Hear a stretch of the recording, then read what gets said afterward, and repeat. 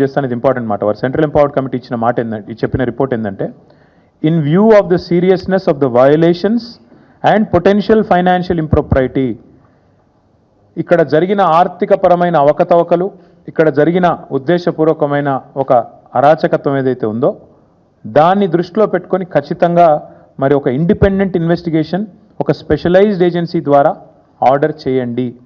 ఇది నా మాట కాదు, సెంట్రల్ ఎంపవర్డ్ కమిటీ వారు ఇచ్చిన రిపోర్ట్. అంటే ఎగ్జాక్ట్గా ఇదే మాట నేను ఇక్కడ కూర్చొని వారం రోజుల కింద చెప్పాను.